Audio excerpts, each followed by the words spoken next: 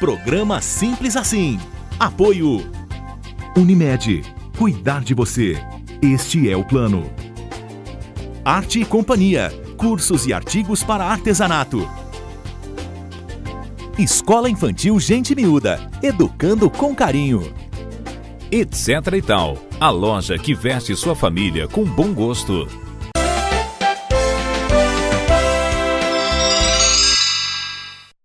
Colonoscopia é um exame para diagnóstico de doenças do intestino grosso e do reto. Estou aprendendo isso agora porque a gente está conversando com o Dr. Cássio Cantão, que é proctologista e está atendendo o Simples Assim para falar sobre esse exame que ainda causa preconceito e medo nas pessoas. Dr. Cássio, mais uma vez, obrigada por receber o Simples Assim.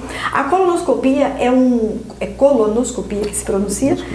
Como é que é isso? É um exame mesmo e para que serve, afinal de contas? A colonoscopia é um exame de diagnóstico, de rastreio e de tratamento que a gente tem para as afecções, para as doenças do intestino grosso, que a gente chama de cólon, por isso colonoscopia, e do reto. Dentre essas doenças, a mais comum, talvez a que mais nos preocupe, é o câncer coloretal, o câncer de intestino e de reto.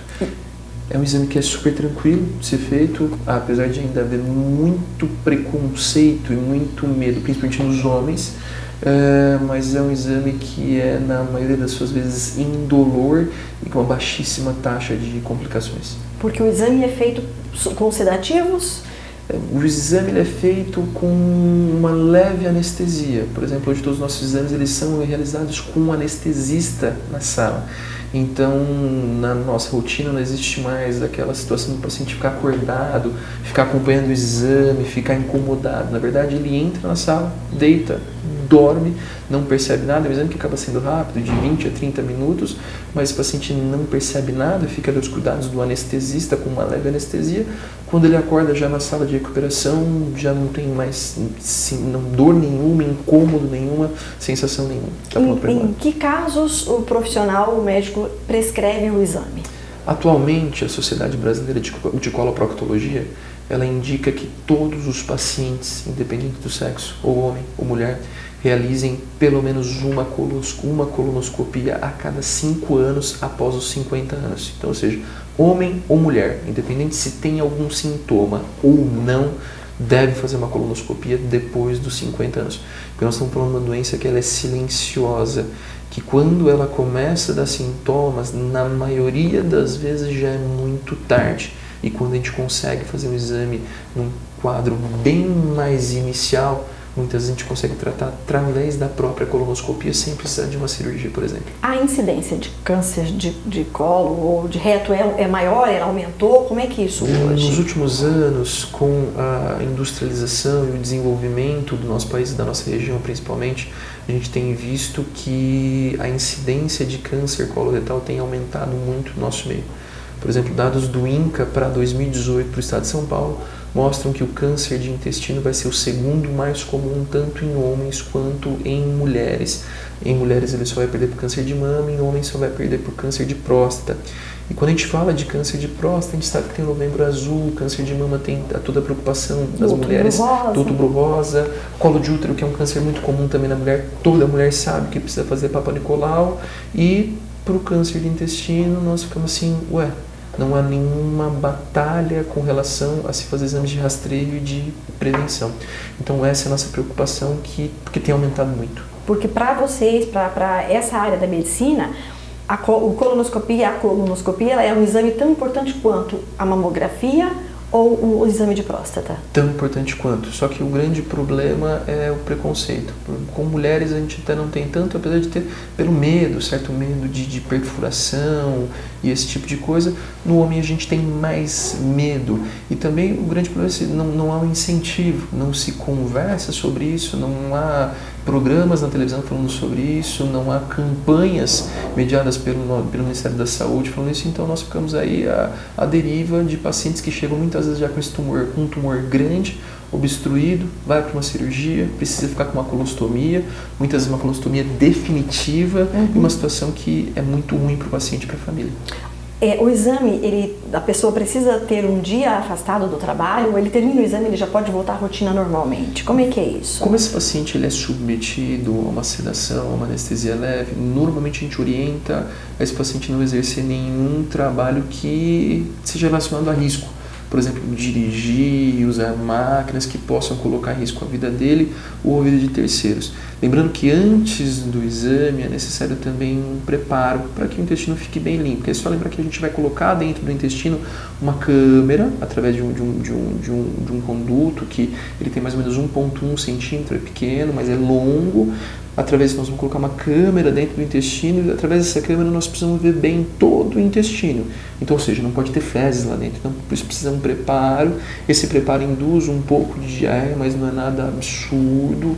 É muito tranquilo para o paciente fazer esse preparo em casa para chegar no dia lá a gente conseguir fazer o exame sem grandes problemas. Então, assim, o afastamento é mais no dia em que é feito o exame, a depender do que a pessoa exerce. Qual é a atividade profissional dele. Exato. E aí, o doutor também disse no começo da nossa entrevista que também é usado para cirurgias.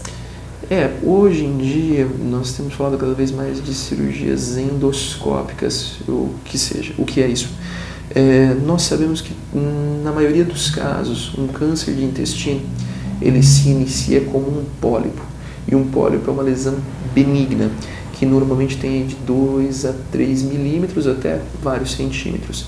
Mas a nossa expectativa quando a gente faz esse exame de prevenção é que a gente surpreenda o câncer nessa fase inicial.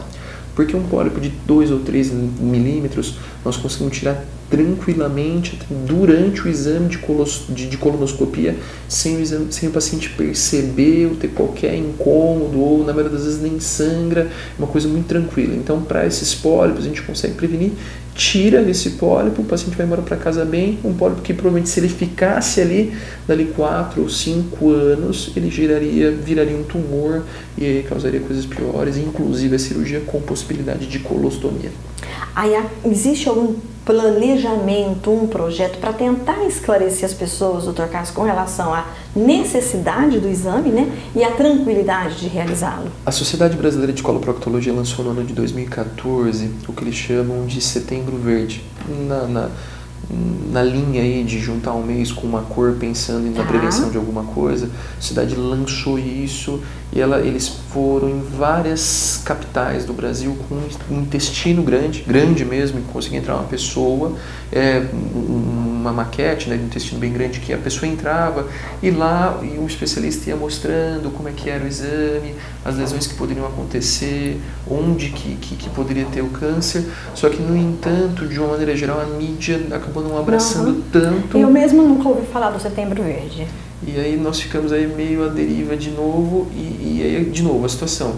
É um câncer que tem sido cada vez mais incidente, é só pegar na população, todo mundo conhece ou tem algum parente que tem ou que já teve câncer de intestino, ou pelo menos o começo, ou que morreu por conta disso, e aí nós continuamos à deriva. Alimentação e hereditariedade são fatores preponderantes para o câncer de intestino? Importantíssimos.